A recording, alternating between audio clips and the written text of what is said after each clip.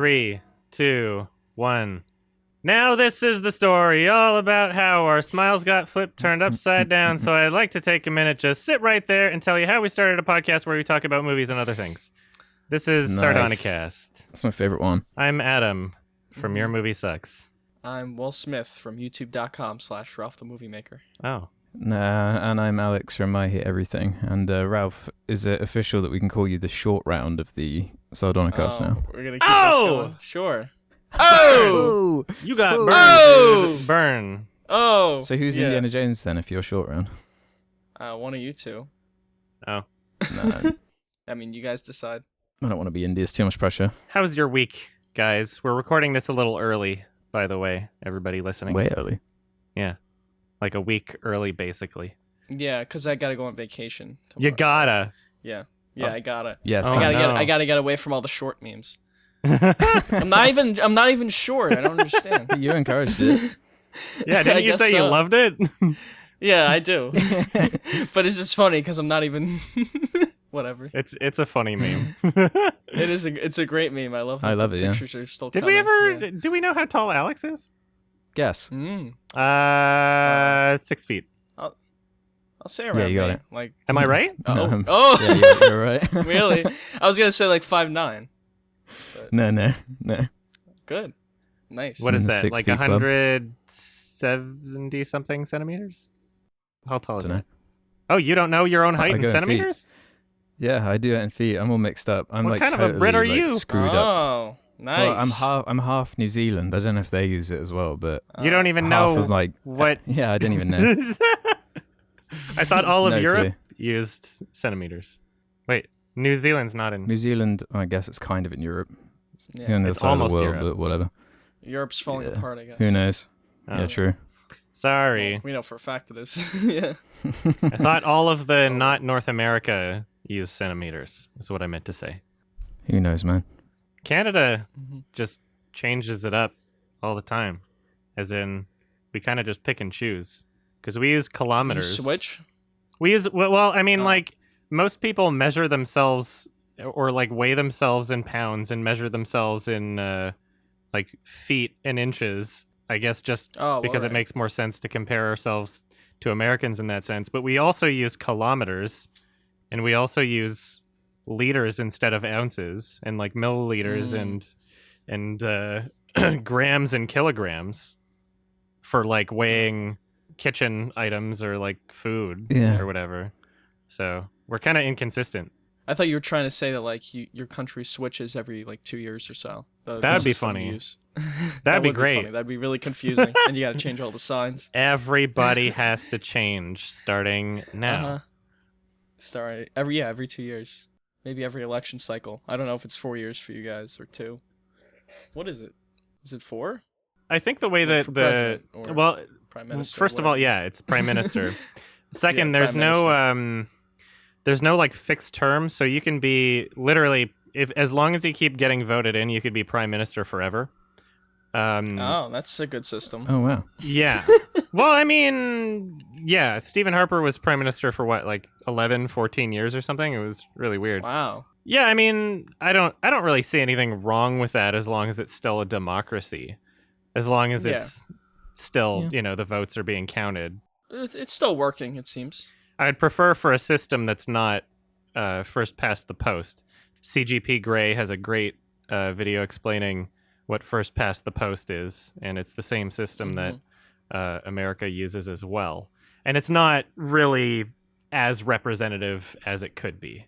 It leads to a lot of strategic voting. So people, instead of voting for the party that they actually want to govern the country, they'll be like, oh, I'm voting for the party that I feel is more likely to win against a party that I dislike. So you have like the Liberals and the NDP's votes are kind of splitting all of the votes on the left because they're strategically voting against conservatives, whereas conservatives just vote for one particular party. So it, yeah. Anyway, I'm not going to get too far into that. It's a complicated thing. And I'm a little pissed off at Trudeau because he promised to change first past the post, and then he was like, it's too hard as soon as he got in. Because it's like, he won using that system. It was kind of fucking annoying. Anyway. Yeah, none of them change the system. None of them do. Yeah, it's really President never has. upsetting. Yeah, fuck politicians. How much of a asshole do you have to be to even decide to become a politician? I've got a very important question for you, Ralph. Yeah. Do you still love MoviePass? Oh, Ooh. after that shit show? I mean, I gotta respect the guy. He started a business that he knew wasn't gonna go well. He was basically just paying for everybody's movie for free, knowing that he'd never make his money back, and he did. Isn't that So- kind of like fraudulent? Stupid? though? I mean, Uh, you gotta respect listen, the guy. He I really didn't- duped a lot of people. yeah. Well, listen, I enjoyed it. I got it a few months ago. I saw my free movies. He paid for them. And then when the whole fucking thing fell apart, which inevitably would happen, I canceled it, which I did. Oh, okay. Wait, No, so it's that's it. over? It's fully over Yeah. now? Oh, it's fully over. Well, So no, we don't they have it have here, so Second in a bit, account. yeah. oh, well now well what happened is the Movie Pass is this thing, for those of you who don't know, where you pay I think $10 a month and you get to see a bunch of free movies every month, which is a system that was so dumb. AMC copied it and figured out how to make it profitable, but he would just you could just see whatever you wanted.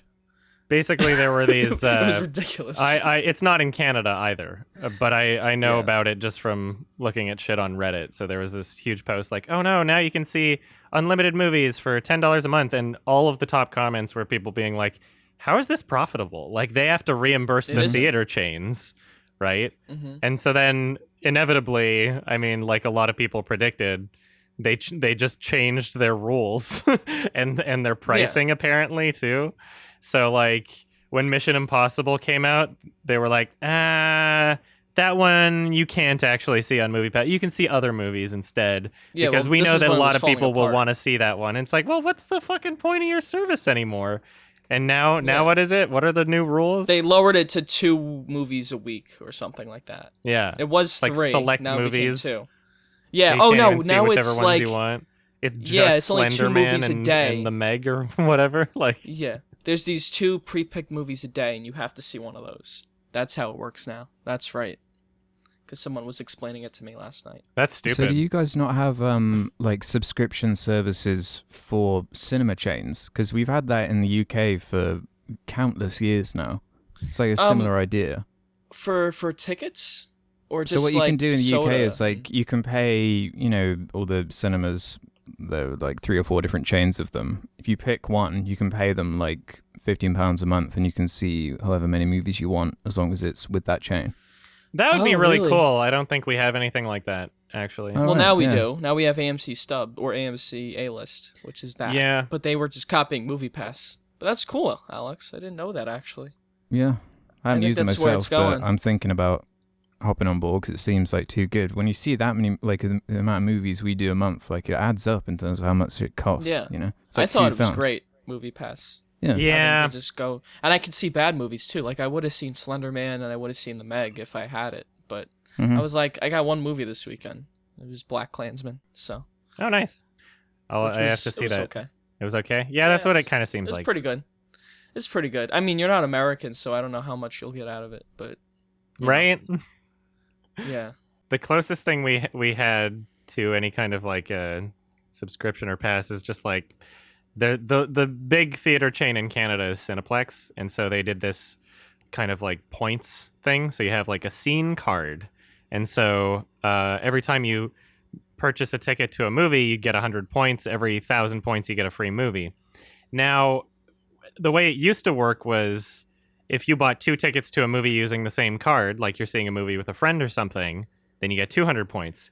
But then they were like, oh, no, we can't let people do that. So they created this Mhm. whole, like, they got rid of that. And then they created this extra, like, crazy, stupid workaround to make it seem as though they were kind of giving it back. So they're like, now you can create a scene tirage. So if you have a scene card and your friend has a scene card, then you add them into the same thing and then you go in groups. And as long as you're both using scene cards, then it works out.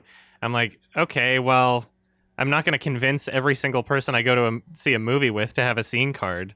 So I signed Yeah, up right. for another one and used a fake name. Well, actually, a real name that somebody I found through a meme because somebody got arrested on drug charges in the United States named Bezow Doo Doo Zopity Bop Bop Bop. And so I gave that as my name, and it says that on my card, and I'm pretty happy with myself. And now I don't even think they have the Scene Tourage thing anymore. So I just have all these scene cards with like different accumulations of points on them. It's kind of ridiculous. It does. I think their business model was we just got to get as many people to use the service as possible at first. And then once we have like a fuck ton of people using it, we can sell to them or do something with them, right? Yeah. That's probably what they wanted to do. But they didn't realize like once the well runs dry, once they run out of money, everyone's just going to leave the service, because if it's not doing what they originally wanted it to do, which is I can see whatever movie I want every day, then what's the point of it? And now everyone's leaving it, and now it's falling apart. Ralph, have you ever been to the Alamo Drafthouse Cinema? I wish I had, but no. Oh man, they sound amazing. Good. Yeah. Have you guys seen the the commercial or the ad that they posted on YouTube where they literally just posted someone's angry voicemail because that got pissed at the theater because they got kicked out for texting? Yeah. They literally just published that on YouTube as an ad, like, yes, we will kick you out for texting during the movie. Yeah, I've heard they're very strict. Oh, with it, it's which so is great. Good. I wish every theater was that strict with it. They have like food and drink service throughout the entire movie, and the way you order is you have like a little slip of paper on the table in front of you, and you just stick it in a little slot, and there's people that are attentively looking around the theater, like not walking around the whole time, like they're scanning with their eyes, I guess, for this little slip of paper. And as soon as they see that it's there, they just grab it without saying a word, your order's on it, whatever, and then they leave. And that's also the way you report people for like talking or texting during the movie. You can be like, okay, this person in front of me is being a douchebag. And so it's like, it doesn't disturb the movie. The food is awesome. It's such a very well polished experience. And I wish we had those in Canada. Yeah. I wish most theaters were like that. Yeah. One day I'll go. I've never even been to Texas, so when I visit there, I'll go to the Alamo Drafthouse. Yeah. It's in Austin, right? Yeah, there's like 5 of them in Austin. Yeah. Uh-huh. I don't know if they have any outside of Austin or not. I think they do. I think so too. Whatever. What's your favorite kind of like cinema experience, Alex? Do you have anything kind of like interesting or special? There's a cool kind of one in London that's like just shows sort of indie movies and classic films. I've been there a few times. But it's not like nice like the Alamo Drafthouse or anything like that. For the most part, most of our screenings here are like terrible, like around me. Like there's this one I avoid now because all the screens are dull. Like they must not have changed the bulb for ages, and you can see like smudges all over the screen and stuff. So there's like a good few years I just never bothered going. And now I've got a car, I can go to like ones in a wider area, but yeah, I'm not impressed, to be honest, with the UK. Yeah. Get your act together, man. Yeah, there's so many different services, not just including movies, that I see in other countries where I think like if you just got someone to do that in Canada or, you know, anywhere else, like that could probably thrive. Yeah. You know? Too bad I'm not like interested in opening my own business, you know, past what I already own as my YouTube channel and shit. That's Who knows? What makes America great. Maybe one day I'll just be like some sort of business investor, just tossing money at people. If you came to America, you should come to America. We could do that together. Go on Wall Street. Yeah. Start a business. Do a bunch of coke. Do a bunch of coke. Quaaludes. Have sex with a bunch of hookers and quaaludes. Yeah, you can't find quaaludes anymore, I don't think. Yeah, I wonder if somebody is able to recreate those. Because those were like prescription so. sleep medication, right? You'd think that like some like... Well, you'd have to figure out how it was made and then redo it. I don't know if they give that info out. No, I don't know. You'd have to assume that some like chemist nerd would be able to recreate those in some way. You've got people creating all kinds of drugs.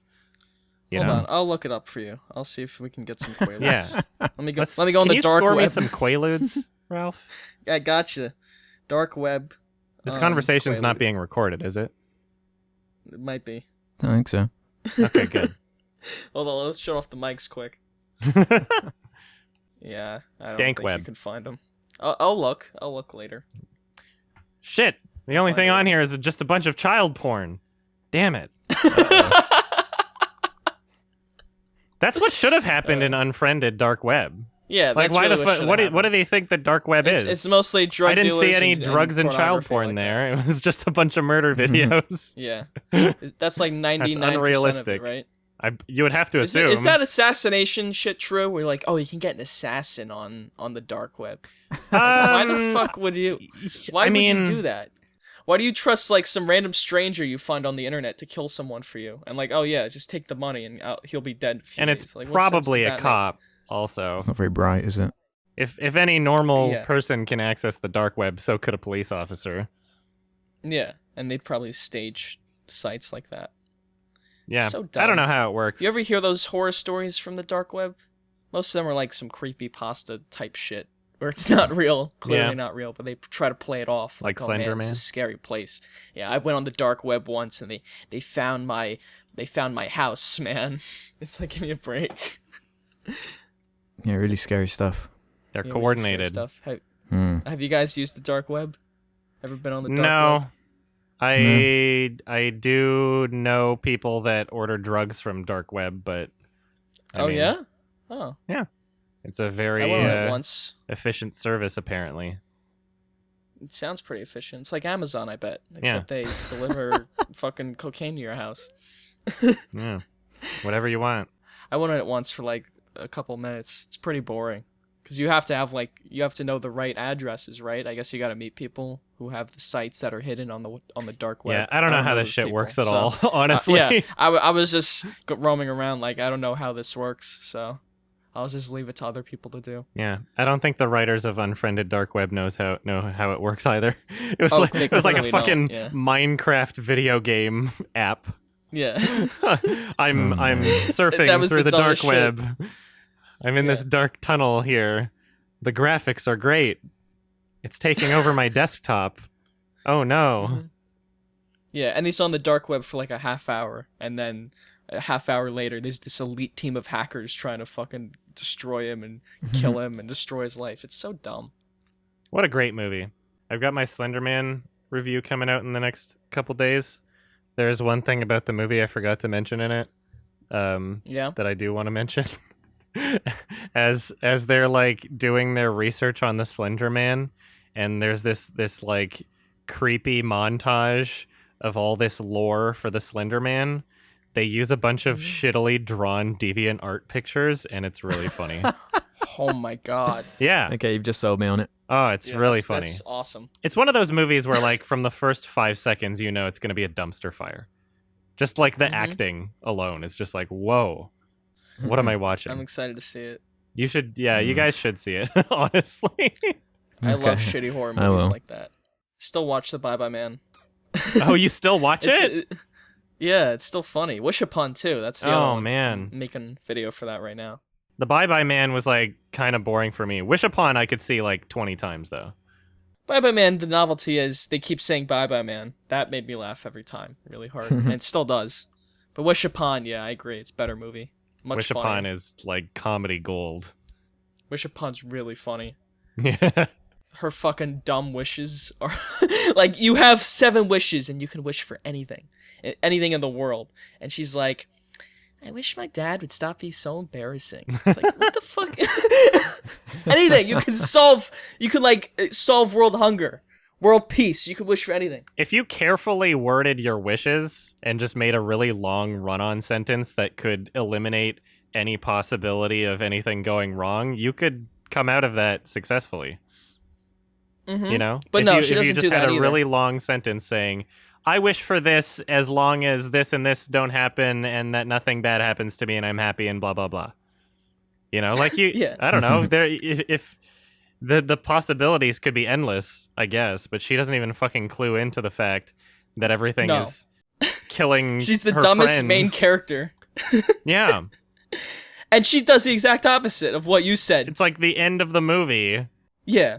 Her wording is like the most vague fucking, like, she's like, I don't know, I wish she would like rot or something. It's like, Yeah. what are you supposed to get out of that? And luckily it worked out, but Jesus. Not really. Well, I guess not at the end. Well, she wanted her like bully to rot, and she rotted. So I guess it worked out. Anyway, great movie. Alex, Sounds amazing. you saw the Meg, right? Yeah, you guys talk about the Meg. Damn straight, I did see the Meg. Best film of the year so far, in my opinion. Wow. Incredible stuff. 10 out of 10. Easily. No, of course it's. I was intrigued by the trailers, like how far they were gonna go, because I wasn't sure if it was. Is this like self-aware? Nope. Because the trailers were marketed as if it might be, but no, it really isn't. I called it. And that I kind of made it a called bit funnier. Yeah, it did make it a bit funnier for me. And again, the good old British audiences, it was packed in there, absolutely packed. Everyone was like ready for this one and excited. And of course, no one laughs at the actual funny bits. Like they're so bad that it's funny bits. They laugh at all the like garbage, like terrible humor with like the little girls, like, hey, you want to fuck my mum, kind of shit, or dad or whatever. Yeah, Oh my god. can't even remember. And it's so lame. Oh no, Jason Statham has his shirt off. Let me peek back in through the door and take another look. It's, Ha ha ha ha. it's pretty funny, I guess, at points. She calls him crazy man. Ha ha ha ha. How cute. Oh, it's so lame. With Yeah. all these like Chinese actors that you just can hardly understand because they can't really speak English. They needed translators, Yeah. and they yeah. only appeared in the film because this movie's made for China. Yeah, the Chinese market. But apparently it's a big hit here. It's a big hit everybody. Yeah. Everybody. Yeah, it's it's a big just hit massive. everywhere. I don't know. Yeah, sorry. Yeah, It's a big hit Based on a everywhere. novel too. it took a big bite out of the box office. It's based on a novel? Yeah, it's based on I apparently. guess a horror novel or Jesus. something. Yeah. Really? It was like a About a gruesome giant novel thing. megalodon? No, whenever I've talked about it, people have like commented saying, "Nah, it's based on a book, and the book's awesome," or whatever. I don't know. I don't know if it is awesome or not. But there are That's little what details everybody I've said. heard about the book which sound at least more interesting than what we ended up with. But, oof. Whenever you read a book, you fill in a lot of it with what you want to imagine. Yeah, Right? So, like, sure. any book can be awesome to some extent. yeah. You know, pretty much anything can be a New York Times bestseller. It's all about how you adapt it, dude. Like, Forrest Gump, that book sucked, apparently. But people say the movie's great, but people say the book sucked. I found out after So my bad. review that apparently they wanted it to be an R-rated film, and then the producers were like, nope, and changed their minds and, like, got rid Oh, of yeah. anything that could be gruesome. So all of Yeah, the well, characters... do gruesome movies sell in China? I don't think so. Well, Right? somebody commented, I don't know if this is accurate, but they commented saying like that China apparently doesn't even have like a ratings classification system, so everything needs to Oh. be like a general audience kind of movie. Like Yeah. good enough for kids and Mm. adults if you want to sell it in China. I don't know how true that is, but their whole Yeah. no ghosts, no gays policy is a real thing. Oh no. Did you like how it ended on the SpongeBob joke, Adam? I don't even remember. No, the camera pans down into the ocean, and then the word "fin" comes up on screen. Oh Did you not like that? yeah, that was cute. And no one in the audience laughed, apart from me. That's That was funny. You guys are embarrassing. really selling this. I really want to see it. Yeah, it is. It has surprisingly high production value. It is the most expensive shark movie ever made, and I didn't realize that Yeah. until after I watched it. Oh. $150 million. And you can Jesus. tell no one gives a single fuck at all. Like, the dialogue for Jason Statham, especially. Like, he has no good one-liners or anything. There's a part where he's showed like up. stuck in the ocean, and the shark's coming for him. And he's just like, oh, I'm in trouble. Yeah. That's like the best he could think of. Like, that's the actual dialogue. It's on that level. It's Oh my hilarious, God. that kind of shit. Yeah. I don't know why they didn't give him like flippers when they threw him in the water to That chase would have the helped, shark. yeah. I don't know why the shark just hung out by the surface the whole time. That's true. Especially it being like a deep water shark. It made it a lot easier for him to chase it down just swimming around. But, I mean, didn't it come from like the bottom? Didn't it come from like underneath the hydrogen deepest layer? deep. Why would it be just hanging around the surface the whole movie? So they can have 100 million scenes where people are knocked off the boat and then Yeah. they've got to swim, and you got to guess who's going to get eaten. God, they do that so many times. People don't really get eaten so much as they just get vored. They all get comically swallowed true. whole. But they were fine with showing like the innocent whales being torn Of to course, shreds. because they're by not a human shark. beings. Aw. It's fine. That was hilarious, man. That's like your average day in China, slaughtering animals. True, yeah. And there's even that part where they like explode a whale Yeah, and like guts go all over everyone, and that's fine. yeah. It's showing Of course, someone it's get not a bitten. human. It's Yeah. fine. Yeah. Rated G. There's As long one as it's not like human. bloody arm that they find in the water next to some sharks that have been cut or whatever. Remember that bit? No, you don't. Yeah, I don't know. It's very tame for a shark movie. I guess. I would have to say Deep Blue Sea is better, if not just for that one scene. Yeah, you can just turn it off after that famous Yeah, scene. just watch the And one you're fine. scene. It's worth the whole movie. Yeah. You didn't like it when Jason Statham somehow clings on to the shark as it launches out the water, and then he like stabs it in the eye. He's like 50 feet in the air. There's a lot of ridiculous shit. Spoilers, by the way. Oh yeah, I don't that think it's sounds possible awesome. to spoil this movie. I don't think this is a No, it movie you is. can spoil. Watch how you talk about the plot. I don't want you to ruin Yeah. it. I was surprised they weren't setting up like a cinematic universe though. That's what I was expecting. I was waiting for it to be like, get ready for the Meg, like all Yeah. types of giant like fish and stuff are going to be in this universe. Yeah, the squid escaped too. Yeah, and that kind of That thing. didn't make any or at sense. least a tease for a sequel. Yeah, Yeah. they're gonna verse each other in the next one. Giant octopus versus giant megalodon. Oh yeah, they can have like a Godzilla extended universe. That's right. Is anybody actually excited for the new Godzilla? No. No. Is it like a sequel to that one from, what was it, 2013, 2014? Yeah, it is, and it's connected to the King Kong movie. Now there's other kaijus. Yeah, there's other kaiju's. I mean, that might be cool, seeing Godzilla fight. Yeah, I mean, I mean, there's how definitely long a is it fan gonna go base on for that. A couple minutes. There's There's people who definitely a jerk fan base off for to it. like kaiju shit, you know? Yeah, Like both literally and metaphorically. I've seen a lot of the Godzilla movies, and I just don't like them. So Yeah. that's not a fan base I really am If you with. remove the satire angle, like, to me it's so boring, you know? Yeah, Godzilla. Yeah, with Godzilla, like, the ones where Yeah. they fully embrace that it is like a satire, they're the ones I Mhm. like. It's like that Godzilla from 2014 or whatever. Yeah, I remember I think nothing both about can it. work. I think both can work. It's just you got to do it well. Like the one where guess. he's like fighting Jet Jaguar with his son. That's a great Godzilla movie. I forgot the name of that one. It might be Son of Godzilla. But then there's like the serious one, the original 1955, and like that works too. What about the Roland Emmerich Godzilla, 1998? That one's one of the worst ones. Hell No, yeah! that's a great That one's comedy. shit. It's a great comedy. I can't even agree with you there. No, I I'm barely joking. remember I can't it. remember Yeah, it. Yeah. yo, you don't remember it? Yeah, it sucked. I've seen it like It 4 was- times, but I can't remember anything about it. Apart from the I've seen it CG 4 being bad. times. Did you guys see Shin Godzilla? I did. I thought That was that one was from a couple great. years ago, right? Yeah, Yeah, that's that was- one Yeah, of I the did see best that one. ones. Yeah, it was I love Shin interesting. Godzilla. And It he was looks so really interesting. creepy, doesn't he? It had really cool special effects. And it was a cool comment on like how the military takes too long to solve any issue, or I Mhm. guess Japan. That's why I like 'Cause, that one. like, Yeah. Yeah, because they would like Godzilla would be almost attacking a building, and they were like gonna shoot a missile at him, but it took like 20 minutes to get the approvals from all the different generals and the helicopter pilot, and then by the time they got the approval, the building was destroyed. It's great. I love that. So I highly recommend Shin Godzilla. I love when the actors were speaking English, but they clearly didn't understand what they were saying, and it was just Oh yeah, the Oh, yeah. repeating the what English a acting translator is said. not good. I felt forgot that's about like that. how everyone who spoke English in that movie talked like they didn't understand what they were saying. It was really bad. But if you ignore that, I mean, it's pretty good. Pretty good movie.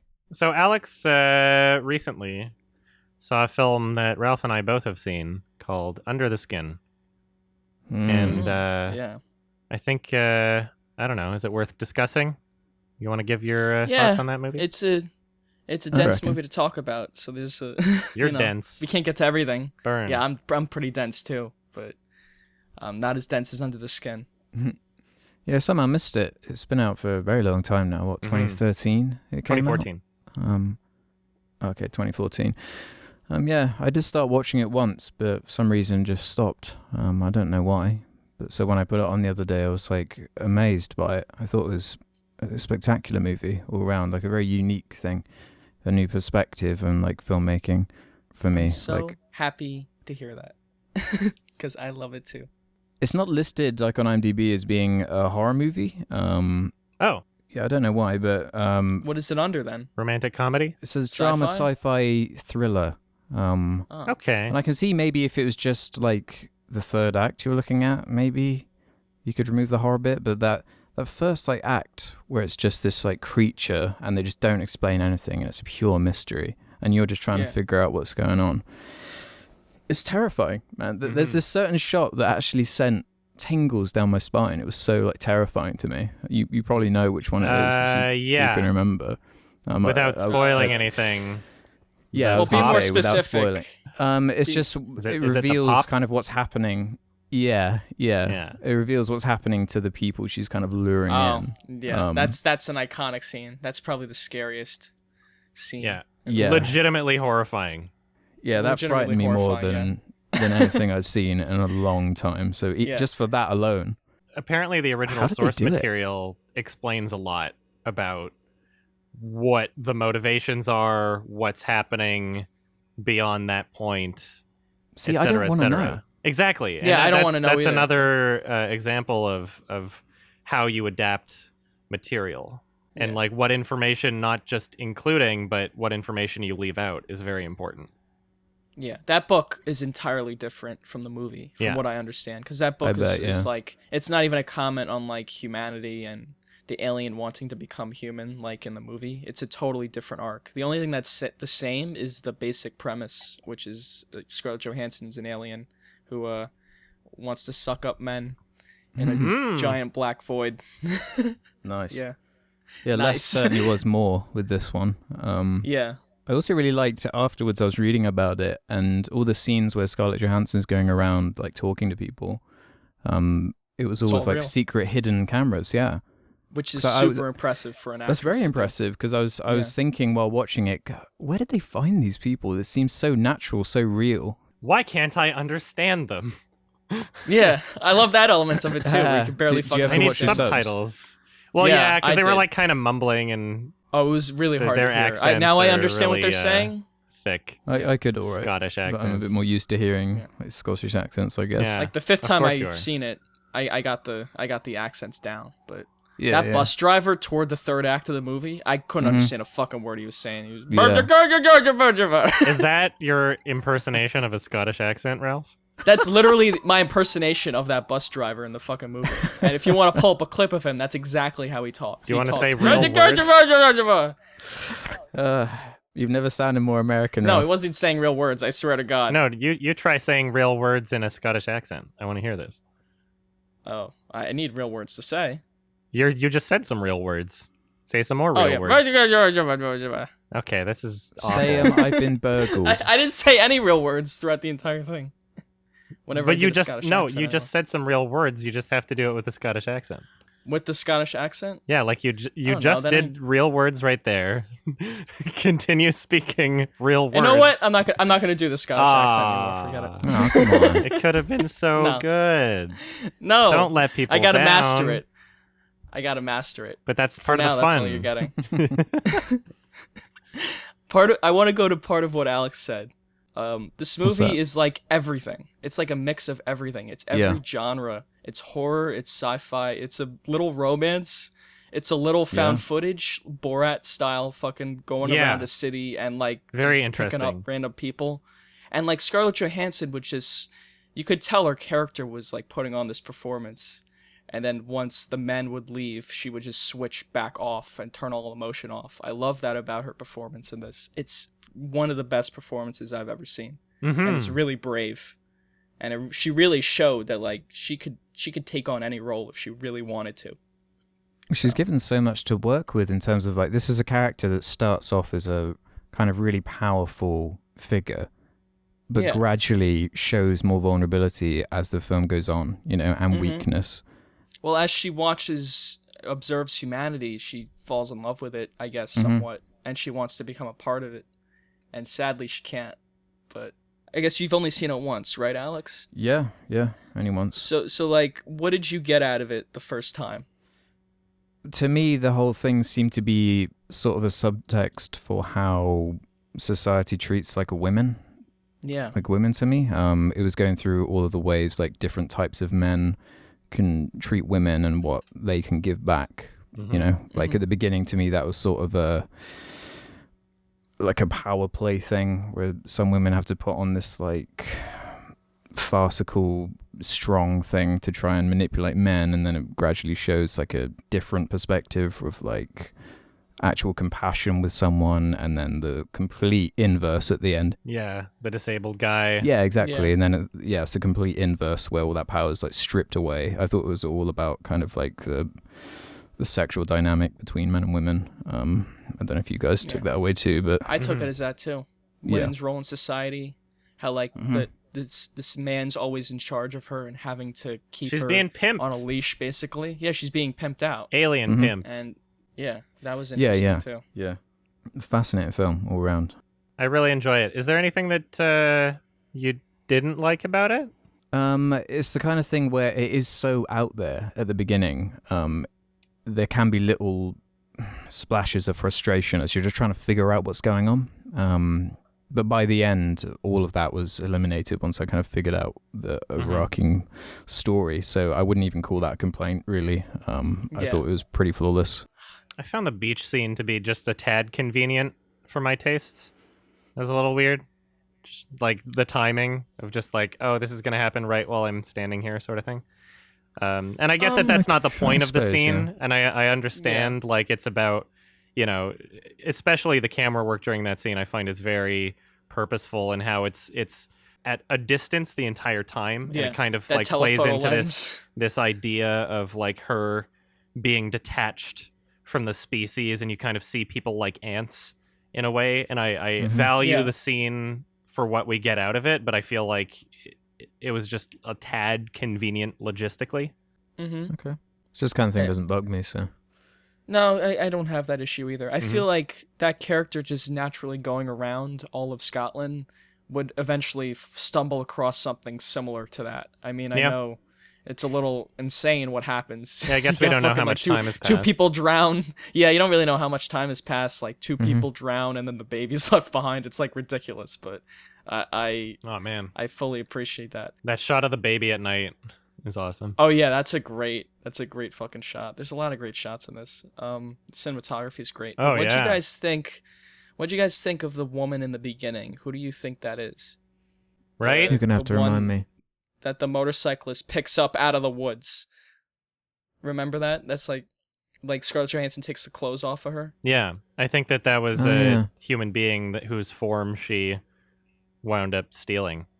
I feel like that was just like I thought it was like the previous version of her, possibly, or like another alien. That's what I always took it as. Yeah, and I that's also possible. Going back to that cycle of like female oppression, where it's just like women, the man just takes that woman out and puts another woman in her place, and it's this constant cycle of oppression.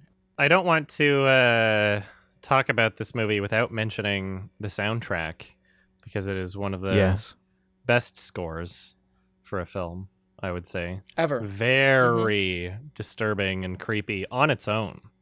The score itself is just it you don't even need the visuals to go along with it to feel what the score is communicating, you know? Yeah, absolutely.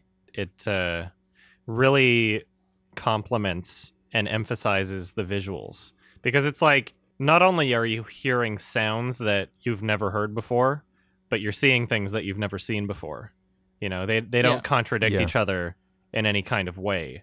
And this whole sense of unfamiliarity, if that's a word, is really necessary for the experience of this film, in the sense that, like, as human spectators watching the film, it's important that we don't understand everything that we're seeing, and that everything feels alien to us, and that we don't have a grip on it, because why And would we? the way they do that is by being minimalist rather than the exact opposite, which is how sci-fi's always gone. Which is make a big fucking metal ship with lots of wires, title cards, and this movie has none of that. Her ship is a fucking black void, and when you leave it that ambiguous, your mind races with all kinds of I mean, it's ambiguous to even if it's like an alien or not, or even if it's just some kind it could of be an entirely or allegorical demon or anything. film. Yeah, I can't wait to watch it again. I have a friend who like isn't scared by any movie, and they're going through all these horror films trying to find one that actually scares them. And this might be the one. I don't know. Yeah, this We'll is see. a strange one. It's a horror movie that understands too that you need to be strange to be fucking scary. You need to do things that no one's ever seen before. Show things you haven't seen before. There's a fear of the unknown, right? Exactly. And this movie takes full advantage of it. That's why the concept of having, a killer behind a mask, or, just not showing the Babadook for the first half of the movie is like, that's the most effective part. When you leave things up to people's imagination, they'll fill it in with whatever scares them the most, or not fill it in with anything and just be terrified because they don't know what it is. And I feel like that's one of the more effective ways of approaching the horror genre. Absolutely. Great movie. I love it. I love it more than anything. I love it more than my dog. Would you both give it a 10 out of 10? Yeah, easily. Yeah. I would. My affection's only going to grow probably for it as I see it more. Yeah. It's a movie you just keep thinking about. I would give it probably an 8. Motherfucker.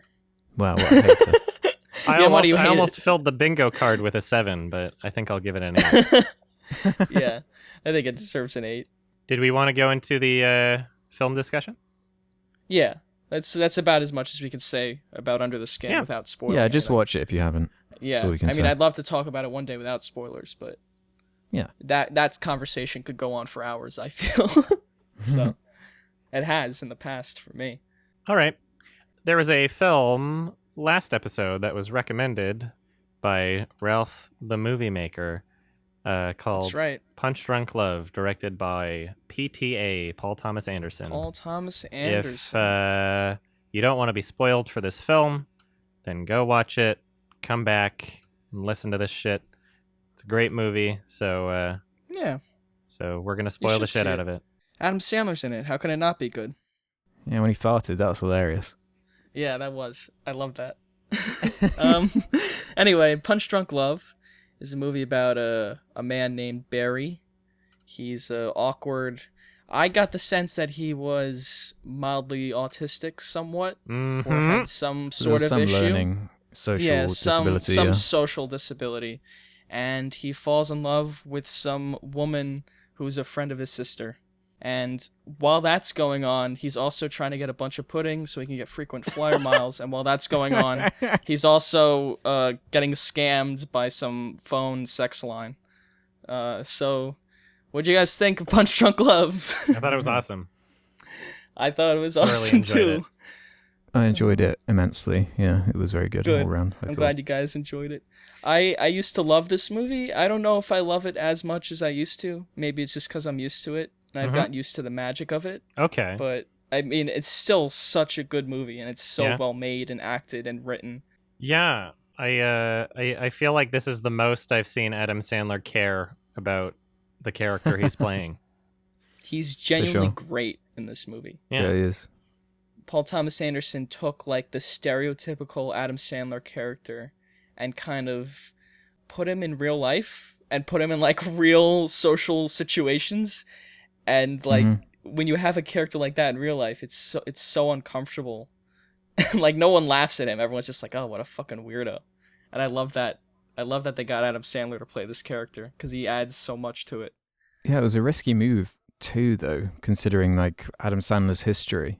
And in a role like that, where to quote Tropic Thunder, you never go full retard or whatever. Like he really could have gone overboard with it and made it sort of farcical, but he really did sell it. To me, it was that point where he says that he cries all the time and he just starts crying there. That really sold it to me from there. And I was fully in to his character from that point on. I totally agree with you.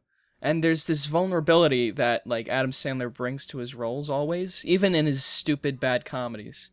But him bringing that to this made Barry such a likable character, even though he has anger issues, and even though there's a lot about him that isn't very likable.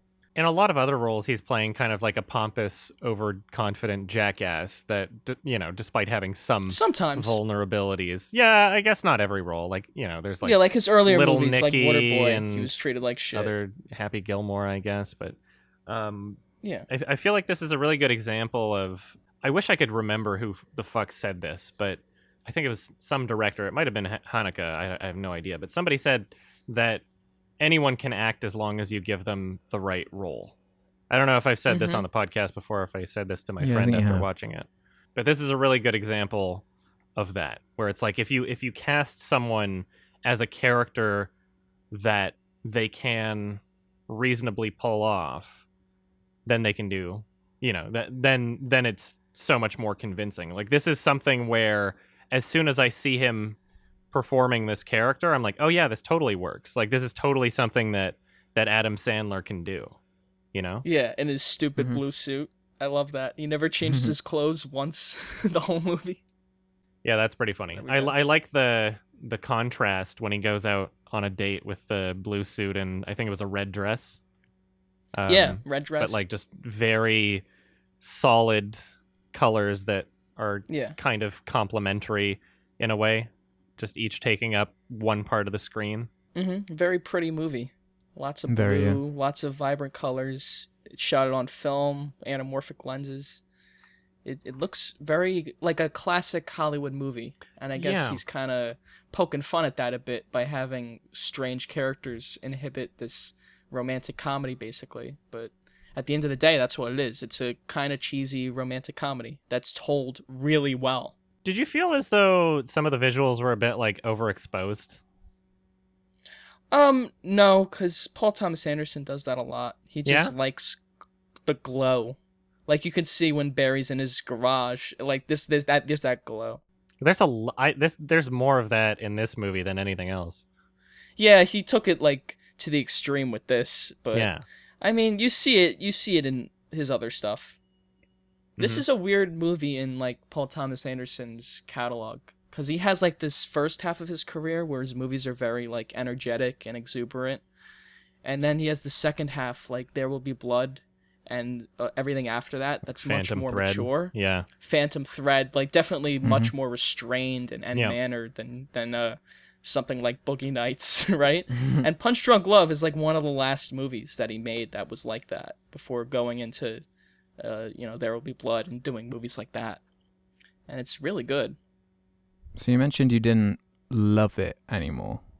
Do you have any more reasoning apart from just fatigue of seeing it too many times? Or because I was kind of with you, like I really enjoyed it, but I'd heard from people that this is the best Paul Thomas Anderson movie, which I didn't quite feel at all. I thought it was like a very, very articulate take, like just perfectly mastered with every element of the film, being very artful. But at the end of the day, it didn't leave too much of an impression on me. After it was over, I didn't really think about it too much. That was it too. I felt like, that was fun, rather than getting anything out of it. I feel like I got a lot out of it. Yeah? Well, we can debate that, but I also feel that the style... It's my experience. I'm not going to argue with you over whether or not I got something out of it. I'll convince you it wasn't a good experience. Sorry, go on. No problem. But, God, what was I going to say? Fuck. Anyway, Adam, say what you were going to say about it. I feel like a lot of it resonates with me on an emotional level. I love character studies. I love seeing interesting characters, but mostly like I feel so much from this movie just because of like the anxiety that it kind of puts me through, and like the mental abuse that he's being subjected to from his siblings constantly.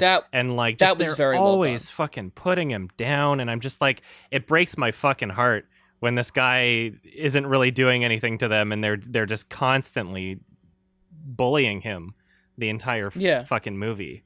And Well, that's there's nothing everything. that he does to deserve it. Like, yeah, he's a weird guy. Yeah, he doesn't handle his emotional issues as well as, an average human being. But I mean, they clearly are abusing him, and that Yeah. Mm-hmm. bothers me. That's what makes PTA a great director, because every element of the movie is meant to make you feel anxious. This social anxiety that he always feels. The music is constantly like blaring this John Bryan. Yeah, the camera work's constantly moving, and I do think he takes it a little too far to where it becomes annoying sometimes, his style. But like most of the movie, I think it was really effective, showing how constant Barry's anxiety is.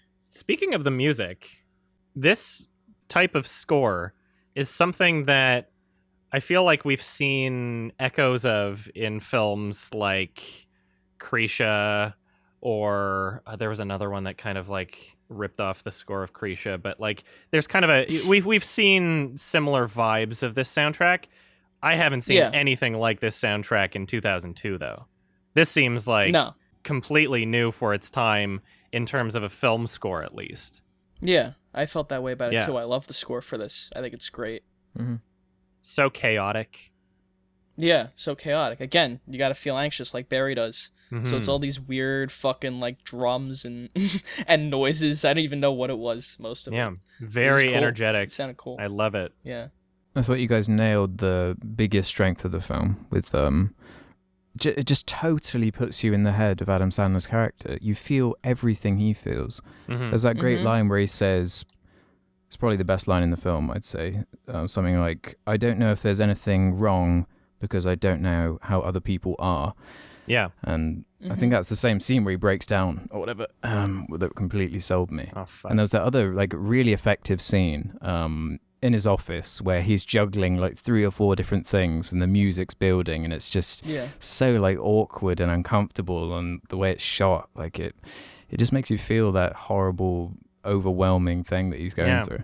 As soon as you mentioned that, it just reminded me of when he like, you can tell that this character has so many difficulties opening up to people, and that he keeps himself so fucking restrained despite going through very serious emotional issues himself, and this figure in his life that he thinks like, okay, you're a doctor, you might have some sort of connections, I can trust that you'll be confidential about this. And the next fucking day, like his sister comes in, she's like, oh, he tells me that you cry all the time and that you're having difficulties. It's like, oh fuck, that pisses me off. That infuriates me. She says it out loud at work too. Yeah, like really loud in front of everybody. Like the instant he opens up and decides to trust somebody, and it's just shot right back down. That pisses me off. And that's why he's constantly anxious in social interactions, terrible. because he knows shit like that happens all the time. Yeah. I empathize It with makes that it a so lot. effective. It makes it so effective when he finally catches his break. That moment where he does get the girl, and from there he basically becomes Superman. I don't know if you guys have heard that Superman theory. I have heard the theory. I wanted to what talk do you guys about think that with about you. it? It's actually I don't know what you're talking about. It's very interesting. So there's Do you a want me to read theory it? that the whole movie is a retelling of Superman, and Barry is Superman, and the sisters are like kryptonite. That's why they're always dressed in green. And I guess That's kinda Philip funny. Seymour Hoffman's. Oh, and he's like it is. blue. No, there's also He's Barry, like blue and red. Yeah, he's always in the blue suit. That's kinda he's funny. collecting free air miles so he can fly anywhere he wants. Oh, that's so funny. And he has That's not a bad he has theory. super That Part where strength he too. flies. Yeah, he has the super strength, and he basically flies. When he's running 'cause he away from the destroyed- brothers. Yeah, there's that part that has the unbreakable plunger, right? And he breaks it, and that's supposed to show that he has super strength. Yeah. Well, there's other instances too where he like punches people, but that's the first one. amazing. It is. That's awesome. Once you like hear the theory and hear all the evidence to support it, you're like, oh, that's actually very Yeah. cool. I That's wonder not bad at all. if that's intentional. Yeah. You'd have to think in some way. Mm-hmm. Yeah. I don't know. And even Barry's like an outsider, which is obviously different from Superman. Why they're outsiders, but he feels like this outcast, right? Yeah, he feels Like alien Superman. to his own planet. Yeah. Fucking PTA. That's really cool. Brilliant. 5 out of 5. Yeah. Did you have any problems with it, guys? Speaking of. the overexposure kind of got to me a bit, like the glow. Really? I mean, it did seem a little obnoxious at points. The only other thing that I could really say I noticed and kind of took me out of the movie is like when he accidentally goes out the fire exit and it was like a stock sound effect that played. That burp, burp. Oh, It was like it was like the phone alarm. One of the most common stock sound effects. I'm like, yeah, probably should have used a different thing. I don't know. Yeah, that's just a thing of the time, like 2002 that came out, right? So how are they supposed to know that iPhone would use that same exact sound as the alarm years later? Yeah, that's true. It's just unfair. That's where I've heard it then. Yeah, it's like, oh well, what are you gonna do? I wouldn't take off points for that. It was mainly like, I'm not gonna take off points because I didn't enjoy things, because I really enjoyed it, and I think it's one of the best romantic comedies ever made. But it's not like this substantive, changed my life kind of movie. It's just a good movie. It's just a solid movie. I could classify this. I know we were kind of having this debate in a previous episode. I could fairly, I feel, classify this as a romantic comedy more so than I could Eternal Sunshine. I feel like this is more of a romantic comedy than Eternal Sunshine for sure. Yeah, well, this is a beat for beat romantic comedy. He just took the corny characters out and added them, some weird fuckers that he usually puts in movies. So, I don't know. What was your favorite part of the movie? His breakdown in the bathroom. I think that's the best scene. Yep. And I love how overblown the audio was. It was super, super loud. Like, it was peaking. They probably lowered it, like, later on, but it sounds like it's peaking in the bathroom. Mm-hmm. And just that, again, made me feel that social anxiety that he always feels. It was really effective. And then they get kicked out of the restaurant, and then they just have that quiet walk back to the car. That's really sweet. I really liked when he was finally having a go at his sister on the phone in that busy street. That was a great scene. Bit of release. Yeah, that was my favorite. Yeah. That scene starts out funny, but it kind of gets like... He gets serious, so fucking mad that you're like, Jesus Christ. Even the sister's like, yo, calm down. You tell him. I'm totally Yeah, I agree. Like, you can very clearly see like everything that's been building up that he's had to let go. He says, I'll fucking kill you. Do you want that? It's so great. Like, you understand perfectly the baggage of this relationship with his sister. It's not just like, I'm angry at you right now. It's like, you've been doing this every fucking day of my life, and I don't deserve this. I love it. I love seeing him explode in that way because there's context to understand and justify him doing that. Yeah. Whereas a lot of, any other comedy movie would just have someone explode like that because, like, haha, it's funny, or haha, he's an asshole, or something like that. But this is something where it's like, yeah, you would explode if you've been treated this way for your whole fucking life and never had a break. Yeah. That's why I love that scene. Because, like, again, like you said, Adam, if it was a comedy scene, it would be the yelling would be played off for comedic effect. Yeah. He would say like silly things, but Adam Sandler is genuinely fucking furious and he's having a breakdown on the phone, which I guess makes it even funnier because it's like what actually would happen. But you mentioned the sound design, Ralph, in the bathroom being very loud. Now I don't know if this is just my setup or whatever, but for the first like 10 minutes I had to keep turning the volume down and up because there were some moments that were just so loud it was deafening me. It's just the mix. Yeah, and that always bugs me with like Christopher Nolan movies where you're constantly having to change the volume because they haven't. It's all these. Whenever they release a movie on DVD, they mix movies. They sound mix movies to be played in a theater, and they never mix it for DVD ever. So when you get the DVD of these fucking movies, it's just like the dynamic range is ridiculous. Some of it's way too loud, some of it's way too soft, and some movies fix it for DVD, but most of them don't, and it's really annoying. But I wouldn't hold that against the movie. My favorite scene was the scene where he calls the phone sex line for the first time, because that's a fucking great scene. So awkward, yeah. Not only is like the performance great, not only is the pacing great. But I've only seen it once, but I think it was all one shot. I think that was one of the oneers in this movie. I don't think it was one shot, but it felt... Sure? It flowed so well. I don't think so. I feel like a lot of it was a really long shot. Yeah. There were lots of really long takes, but... As soon as mean, I noticed don't it, know. it continued being one shot, and Yeah? I feel like I don't know. I feel like most of it was just one long shot, and I love. Yeah, you're probably right. It's Yeah, because it keeps shots. showing different parts of the table. Yeah, If you I remember. love his like nervous pacing as he's doing it. Mhm. I love how he closes his blinds and locks the door just for calling this phone sex line where he's not even saying anything sexual. He just, is looking for some sort of connection in this lonely world of his. And yet he's still Mhm. embarrassed by it and he's still ashamed to do it. Yeah, I love that too. I love the blocking of that scene. Like you were saying, he kept pacing around the room. A boring bad director would just have him sit in a chair and like read off the scene. Yeah. But he's constantly like he starts in the kitchen, then he goes to the door, like you said, and then he goes to the table for Yeah. a little bit, and then he gets back up. It's fucking great. A very energetic movie Uh-huh. in many different ways. It went by so fast, too, Oh, yeah. right? Did you guys feel that? Yeah, Like, it very was much so, over yeah. in, like, no time. I was like, wow. Felt like less than an hour long.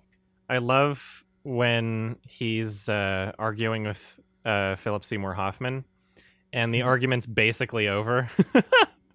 And then Philip Seymour Hoffman just decides, like, I want to get the last word in. And he says, now get the fuck out of here, pervert. And then Now we're done. Comes back, and he's like, what did I tell you? And then Philip Seymour Hoffman says, that's that. And just like, I'm walks pussing out, off, but yeah. like, I need to have the last word in an argument. There's so many people that do Yeah. that too. When you see people like Uh-huh. bickering at each other, it's just like, the thing's over, but it's like, I have to have the last word. I just find that so true to like normal human interaction of just people bitching at each other. Yeah. Have you guys seen the weird Adam Sandler, Paul Thomas Anderson short that they? I don't know if it's Oh, yeah. accompanying I or what. It's like a did. 2-minute. It was like I leftover did, yeah. footage from the movie. called The edited to, Couch like, or something. music. Yeah. Very Yeah, I very saw that. strange. I don't remember much about it, but I think It's I watched so that short. before the movie. It's like it's silent apart from a bunch of like sound effects. It's just Adam Sandler farting and like sitting in a chair. I think it's supposed Really? to be like, I think it's supposed to be like a mockery of the stuff here it is. he normally Couch. does. Yeah. Yeah, it's very strange. Okay. Yeah, cool. I was thinking of the other one. There's one called Blossoms in Blood, which is the leftover footage from this movie, edited Oh, really? together with John Bryan music. Yeah, but that sounds fucking great. The couch one, It's only like 2 minutes long, so maybe Might as well recommend it watch for it. next week. 2-minute long movie. there ain't that much Why to not? say, but yeah. I mean, you never know. I love when he's on vacation or in Hawaii, I guess, and he politely calls his extortionists. Yeah. Like, sorry to Lets bother them know you, he's gonna be out of town. I'm gonna, like being so fucking polite to them. It's like, I Yeah. think that this is illegal, and I might have to get the police involved if you don't give me my money back. So you should give that back to me, and I'll be back by this time, and I'll meet you then. It's really funny. Yeah, it's great. You know what I really liked was that car crash towards the end. The way that was edited, where it was just silent apart from the breathing, if you remember. Oh yeah, I I just love thought that. that was too. a really interesting like technique that I just hadn't seen before. Yeah, it was really well executed. Even the car crash in the beginning was really well done. It was just like super quiet, and then the fucking loud car crash. Yeah, that's when I noticed like my yeah, audio that's was when a you little too noticed loud. how. Yeah, the same thing happened with me. I do. That is one of those things that does feel like kind of a cheap presentation in a way when there's a vehicle that's clearly coming towards him, but you don't notice it until the last second, only because they remove the audio of the vehicle coming towards him, or they add in the audio of the vehicle abruptly when that's not how it works in real life. They did that at the end of Yeah, but Unfriended. It's a small It's nitpick a kind of movie. thing. Yeah. Yeah, it's a movie, but it Nothing reminds me about it's this a movie. movie's- Exactly. Yeah, this like, movie's it not reminds realistic. me it's a movie. But this whole movie reminds you it's a movie. No, I wouldn't say It's so. not. It's never realistic, or I guess the characters No. are somewhat flawed. I wouldn't say realistic. They're still a little comical, but yeah, nothing about this movie's realistic. It's all over the top Hollywood-ish presentation. So I guess I didn't so. have that issue. Yeah, it's Yeah. quite comical. I really love the silhouette shot when they meet and kiss in Hawaii. Yeah. Oh, I thought yeah, that was that was really sweet. really fitting. Mm-hmm. It was really good This is looking. a good It's a good date movie. Just hang out with your girlfriend or boyfriend, watch a movie. Yeah. Totally. That's kind of where it ends for me, though. Like, it doesn't have that greater effect. It leaves me thinking. That's I where think it it's ends for perfect me for what too. it is, yeah. But it just doesn't leave me with that. Like something like Under the Skin, where it's like that left an impression. I'm gonna be thinking about that one. Those are very different. Of course, you know they what are. I mean? Or like a lot of the movies we've left, or even something like Happiness, which has a lot of like awkward characters and stuff. That left me with more of a profound effect because that film made me laugh a lot. I would say the opposite. Really? Yeah. Ooh, really? This left me with much more of an impression than Happiness did. Really? Yeah. I think Happiness is going for something a little more challenging. Yeah, which is why I appreciate it more than this, which isn't. It's not trying to be challenging at all. It's just trying to be a good movie. It's trying to be a good, entertaining movie, and it totally succeeds. Mm-hmm.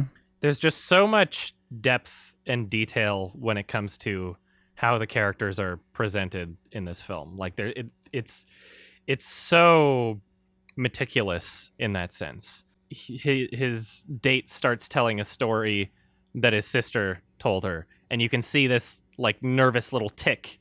He like jerks himself, like you can tell immediately like that it's getting under his skin without it being like super exaggerated.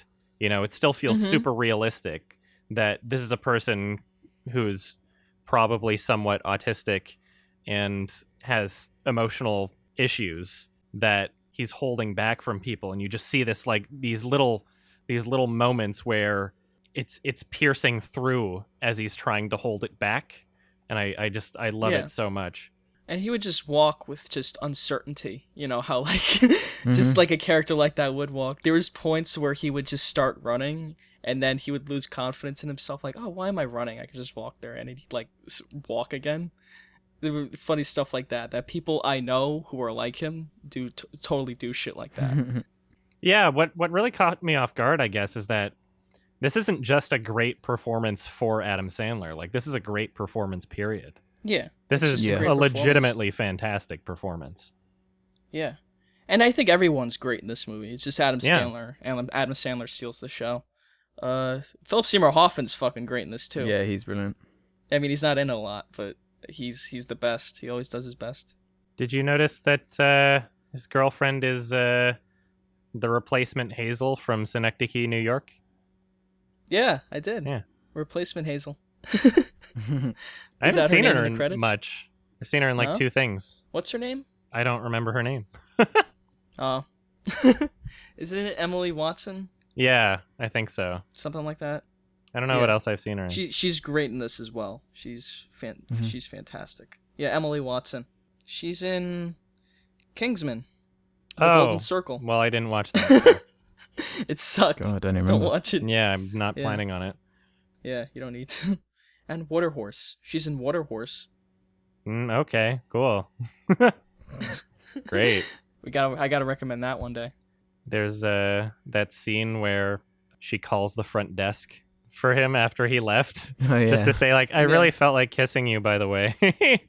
And he runs around for like 10 minutes trying to come back trying to find her apartment again. So good. It's like, it's so endearing. This movie left a huge impression on me. I really loved it. Good. Oh, I'm glad you liked it. Did you find it funny at all? Yeah. At any point? I found it very funny. Yeah. Really? So. Okay. You didn't? I don't think I laughed like once. Because you're British. I thought it was cute. I thought it was cute and quirky the whole time. Actually, no, I think I laughed once when he was on the phone to his sister screaming fucking yelling at his yeah, okay. that bit got me. You didn't laugh when he beat up those guys? No.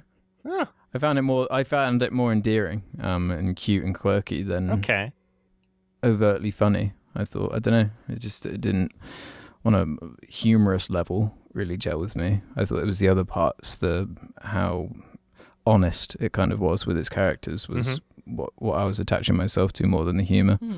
Good. What do you think was the purpose of the harmonium, like that small piano thing he kept coming back to? It was like his comfort. It's like the only comfort he got in life. He just felt like at peace around it.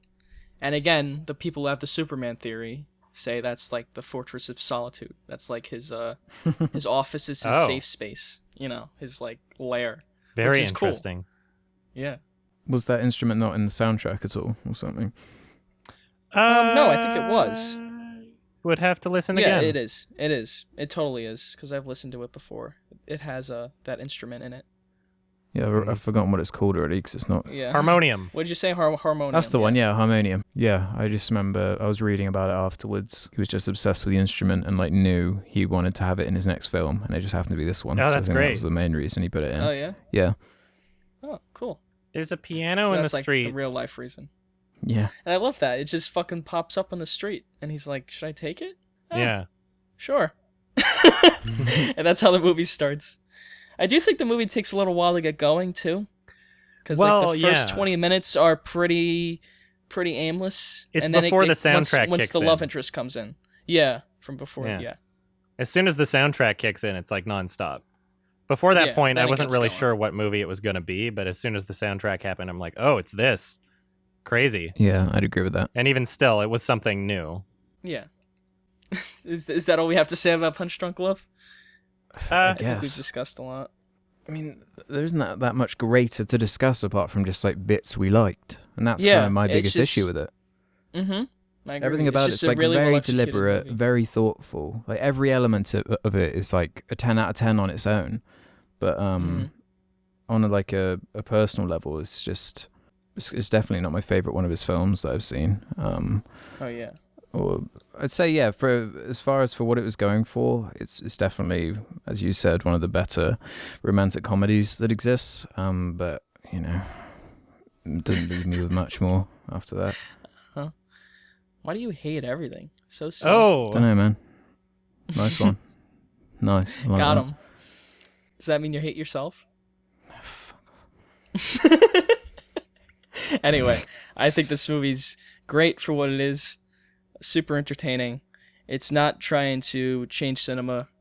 It's just a good movie. I give it 4 out of 5. Nice. Alex, did I'd you give it the same, yeah. Yeah, 4 out of 5. Yeah, I forgot to Okay, give cool. it. I'd give the same though. I would give it a 9 out of 10. Ah, all right. Haha. Nice. Almost the same.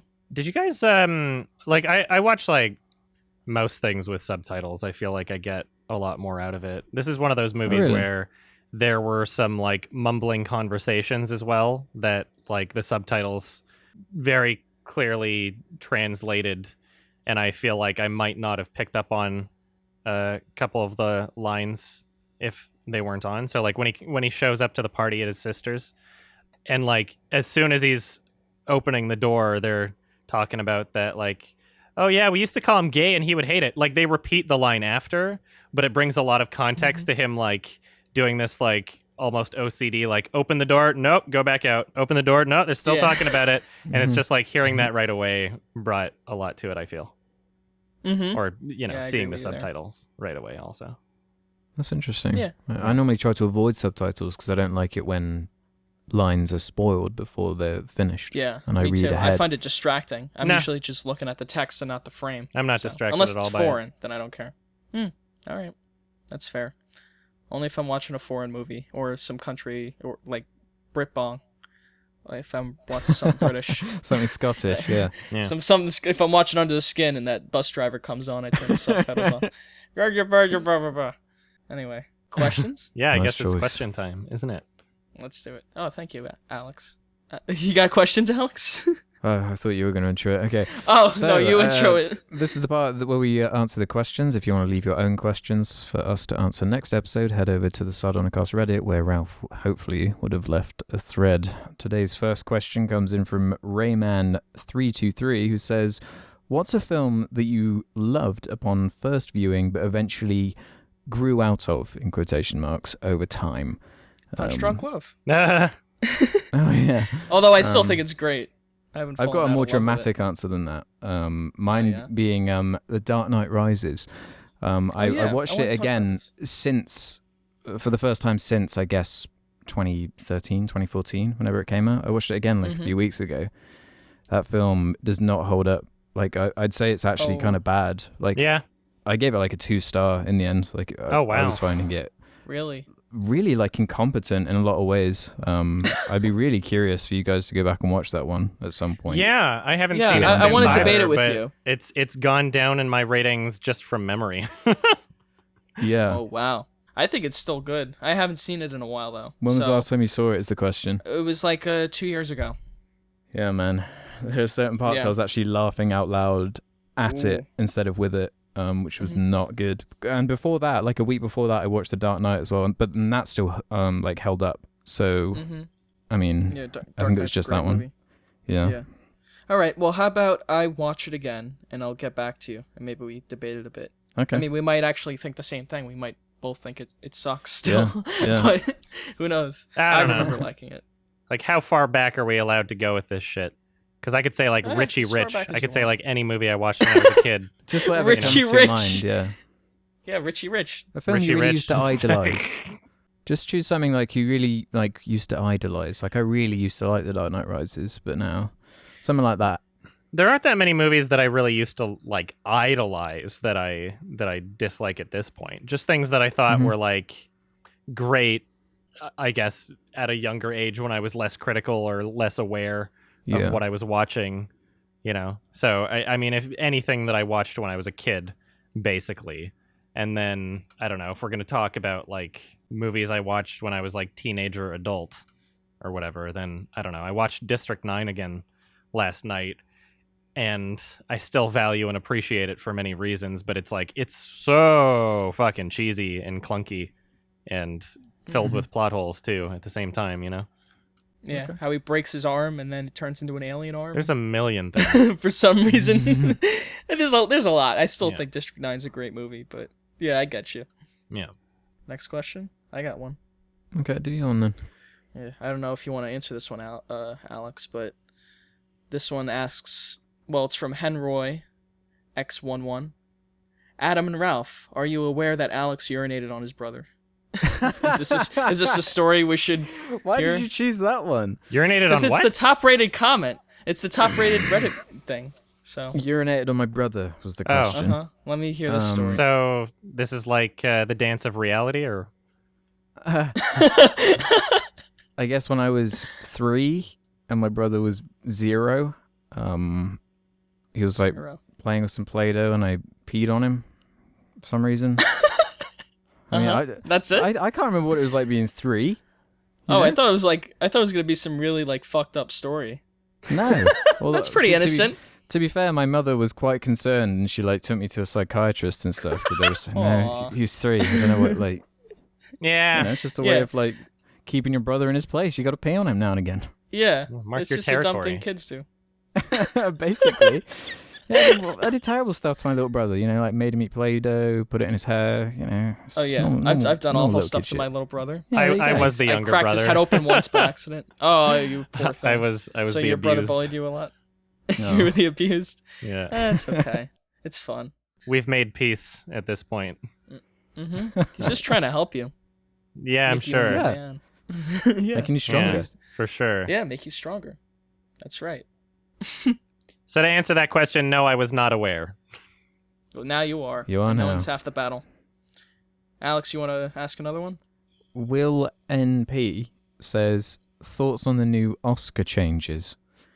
Oh yeah. It's What do we think hilarious. about Dumb this? shit. It's hilarious. Should we Yeah, just Adam, it really actually funny. is hilarious how blatant Someone want it to is. explain what has been changed before going into it? Yes. I can explain it unless okay, you yeah, want you to. explain it if you want, Ralph. No, Adam, go ahead. So basically, the Oscars looked at the numbers for ratings last year and were like, wow, this is one of the lowest viewed Oscars in history.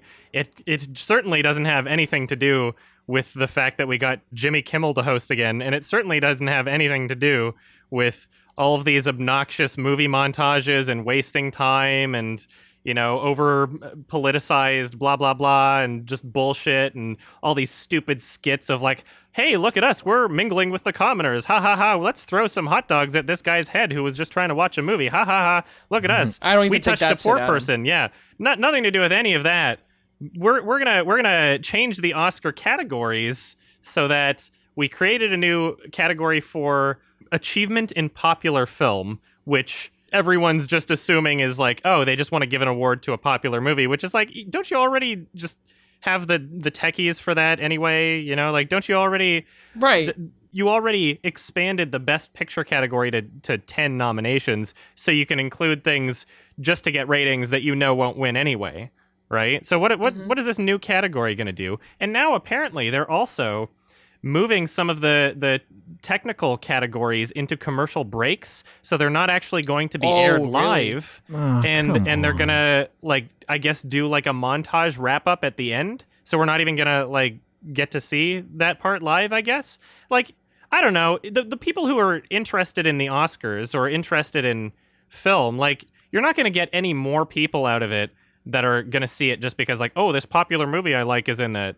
You know, like, you already have those people anyway. You already have celebrity gawkers and people who just give a shit about seeing Brad Pitt on TV for 3 seconds or whatever. Like, those people already watch. The people who care about film are ones who are going to want to see people delivering their acceptance speech. You know? Why cut that shit out? Cinephiles are going to watch it. Yeah, like, that's the market people that you care need about to movies. be able to lock down. And I think that's the market that you've been losing, you know? Yeah, that's why the Oscars are unpopular anymore, because people are totally disenfranchised. Yeah, people don't take it seriously with anymore. The whole system. No, it's like, oh, it's a industry filled with a bunch of fucking creeps. And I don't care about watching these fucking actors, these husks of people, fucking dance around a stage, act like they're better than me. No one wants to watch that. I mean, Adam, you said it's because of all the boring shit and the montages. It's like, no, they've been doing that shit for years and no one's cared. It's just recently all this shit has come out about Hollywood, and now it's like, oh, I can just watch movies on Netflix. I don't even need fucking Hollywood. I don't need to watch the Oscars. If you compare the amount of time that they gave to acceptance speeches and the actual awards and the actual programming to what it is today, they've clearly cut out a lot of the shit that, you know, people who care about movies would find important. They've already been compressing that. To make it more mainstream. Yeah, they want to turn themselves into the MTV Movie Awards, apparently. Yeah, but that's their problem, is that they have been doing that. Right. They don't understand shit. And they should be doing the opposite. All they would need to do is just watch one of my Oscars videos. Yeah. So what, Black Panther's going to get an award? Great. Well, that's exactly what it is, Alex. It's like they're giving the Black Panther award. It's like Disney mandated that Black Panther get an Oscar. And it is. That's probably what's going to win, is Black Panther, even though it's not that good. And it's so dumb. Yeah, they have no fucking idea what they're doing. They are old and out of touch. Yeah, like Hollywood. That's all of Hollywood that was old and out of touch. They're like, we don't even know what people want to see anymore. Yeah. Jurassic Park 4? Sure. Why not? Slender Man. Slender Man. Kids like Slender Man, even though like that got old 10 years ago. Wrote the dialogue for these teenage girls, but he doesn't understand what a teenage girl is. Yeah. And they all use the internet, but they have no idea like how social media works at all. So they write in these fake fucking social media apps like iGram or something. Clicksters. It's Clickster. It's so stupid. Instead of Google, it's like, search it up. It's called some shit like that in like colored text. It's so fucking bad. Everyone's just fed up with the Hollywood scene. Pretty hilarious. Shit. So anyway, that's our opinion on that. Yeah. I guess so, unless you guys have more to add to it. Yeah, fuck them. Nah, it's fucking stupid. It speaks for itself. You want to do like 2 more? Yes. Yeah, sure. Questions. All right. Some moron named Tom asks, are there any recent movies that have received bad or mixed reviews that you think will become cult classics in the future? That's a good question. Let me think about that. Yeah. I feel that way about a lot of horror movies. I think Hereditary's bound to be a cult hit, well, even though it's pretty successful. I mean, right? It depends what you mean by reviews, because like audience score, it was relatively low, but critical reviews, and it was a successful movie. Yeah, so I guess I should. That got great critical reviews. Mm-hmm. I mean, my answer was always Scott Pilgrim, but that's already gained a cult status now because it's been out for so long. I don't know. It Comes at Night. It's a really hard question. Yeah, It Comes at Night was also relatively well received among critics. It was just audience score. That's true. Same with like Mother and box office. Yeah, Mother. I don't know if Mother will gain a cult status. I think Mother's interesting. I think Mother's a good movie, even though the reviews were mixed. I don't know. You Trying got to some, think. Alex? Adam? Like recently. I don't know. I don't know if it'll be a cult movie, but I'll be curious what the general accepted opinion of The Last Jedi is in 10 years. Mm. I don't think it's going to get any better, but who knows? I don't think so either. I think it'll get worse. We'll see. Yeah, we'll see. We'll see. It's a really hard question, though. Yeah. I'm Yeah, trying it is to a really hard think question. of something like that. I mean, I think Annihilation will be remembered like that because I don't think that was that successful, even though critically it was well received. Yeah, I just don't know. I feel like I mostly agree with critics most of the time. You know? yeah. Yeah, I don't have- as long as it's over a there's very certain few ones. quality, it's not going to be Yeah. panned. So Uh-huh. it's very I rare. mean, not always. It's not always but true. Sometimes. Like Bruno Yeah, was it's a not always movie true. that like even critics were like, Yeah. Or To like some weird extent. art movies. Enter the Void is like a 70-something yeah, on Rotten Tomatoes. Yeah, Well, weird that's, like, art one movies of my favorite movies. is Yeah, in that it's category just- for sure. Mm-hmm. I just don't get worked up over what other people think. I'll enjoy the movies I want. Hmm. I guess we can't answer that question because it's Yeah, too it's hard. really hard. I'd have to do some research first and think. Yeah. Sorry. Let's see. Sorry. Let's see. Oops. Okay, how about this one from I'm the Baron 13? Which writer director do you really want to see work together? Does it have to be ones that haven't? Sure. I don't know.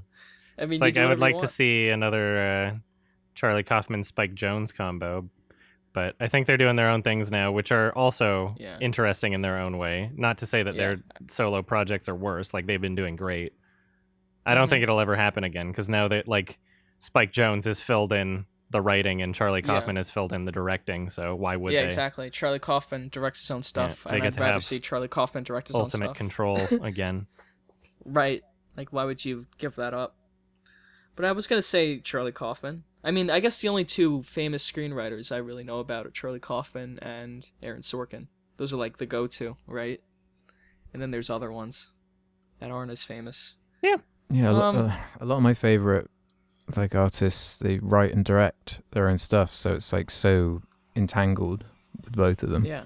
You know. I guess you can mix them up. A movie written by Tarantino and directed by... Rodriguez. Robert Rodriguez? Yeah, Oh, they've Robert basically done Rodriguez that. Sucks. Yeah. You guys see that trailer for Alita Battle Angel? Yeah, it did. Looks like shit. Yeah, it looks very, very odd. What's with the It eyes, looks man? so bad. I don't know. I don't get it. Yeah, I think it's because it's based watch on an it. anime or something. Yeah? But she's You the gonna only watch it? one like that. yeah. I don't She's get a it. robot, I guess. I think Robert Rodriguez's justification was it's anime or it's based on anime, so I made her eyes big. I can't attest to that 100%, but But if it's Knowing just Robert her, why Rodriguez- doesn't everyone have big eyes? That make no sense. because Robert Rodriguez doesn't make good decisions. I want to see a movie written by Michael Bay and directed by Michael Haneke. Because I want to know what he could possibly do to a Michael Bay script to turn it into a genius work of art. Yeah, you know what? That's actually a good way to go with it. Marlon Wayans is gonna write my script, and then it's gonna be directed by David David Lynch. I was thinking David Lynch. I want to see what David Lynch does with the Marlon Wayans script. I'd watch So- it. Yeah, I'd watch it too. Totally watch it. There's plenty of combos of like shitty writer and then amazing director that would just be very interesting to see. Yeah. Or we could do vice versa: Tommy Wiseau directing and Aaron Sorkin writing. That Yeah. would be cool to see. And then Tommy Wiseau's in it, reading Aaron Sorkin dialogue. I'd love that. Charlie Kaufman, Neil Breen. Yep, that's a good one. You got one, Alex? I don't know. David Fincher directing like a Tommy Wiseau movie. Yeah. We just list off good and It's bad weird, people. sterile. Yeah. Charlie Kaufman writing, Derek Savage directing. All right. Good one. That could be interesting. It would just never get made. He would just Yeah. scam people. Start a Kickstarter and then just not do it. Yeah. Here's one last one. Willie Butts asks us, if you could turn any movie into a video game, what would it be? Okay. Imagine a world in a movie you love so much and you think is so interesting you want to see it ported into a video game. That's what I think. And for me, that would be Blade Runner. God damn Or it. it would be Brazil. Huh. Like one of those. Or Mad Max. Although Mad Max has been made into a Yeah, game, exactly. so- There's a lot of movies that could be video games are video games. And like every video game just steals its world like from movies anyway. So many games Yeah, inspired by exactly. Blade Runner and all that lot anyway. The Uncharted series is just Indiana Jones. Yeah. Yeah. Last of Us takes from Children of Men and Let's do Irreversible on the HTC Vive. Oh, That's a good no. one. I like that. You know what? Enter the Void would be cool. Mm-hmm. That would be a cool fucking game, and you just like hover over people. Yeah, it could be like an interactive story thing. What about Ready Player One? Hey, nice one. Oh, Ready that, Player yeah, One. I guess Ready Player One is a video game. Why didn't they do that? That's the real question. Yeah, I don't know. Because they realized the concept wouldn't work in a real Uh, video game. They tried it and it didn't work. It was a How shit about Stay The Meg. Alive, starring Frankie Muniz? show. The Meg. The Meg would be a What's better yours? game, and so would Skyscraper. Yeah, the Skyscraper would be a great game. Eh. What was yours, Adam? Sorry. Stay Alive, starring Frankie Muniz. Is that what it was called? I've Stay never seen Alive? It's a movie where like the characters are playing a game, but if they die in the game, they die in real life. It's one of those No way. stupid things. So Yu-Gi-Oh. It's dramatic. All right. The I guess that's Room, it then. the video game. There is that. It's a Cool web Cat browser Saves game. the Kids. There was supposed to be a video game for Antichrist. Really? Yeah. That's awesome. It got abandoned. There was supposed to be some PC game for Antichrist. Oh, that Wow. would've been Isn't that so weird? cool. Yeah. That would have That been is cool. very weird. A Lars von Trier video game? I want to see Lars von Trier make a video game. That'd be fucking cool. Yeah. Dancer in the It's a Maniac Dark, game. and it's like a rhythm game. It's like a Guitar Hero game. Yeah. It's like Beat Saber.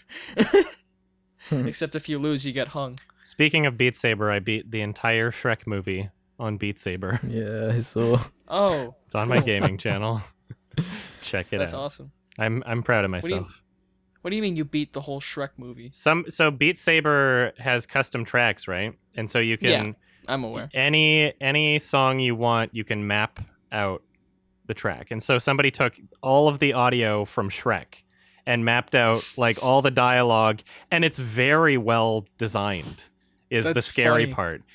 Like everything makes logistical sense. So if a Yeah. character's like waving around a torch, you're basically like imitating the action.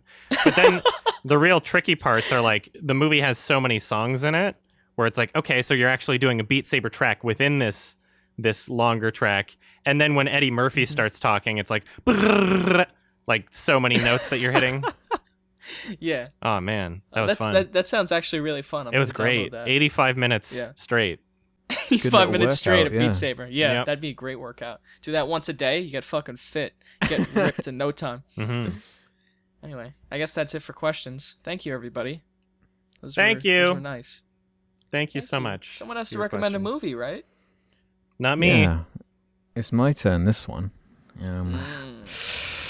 So I've got Uh-oh. my list, like like you do, Adam. I'm deciding whether I want to do a goofy one or a serious one.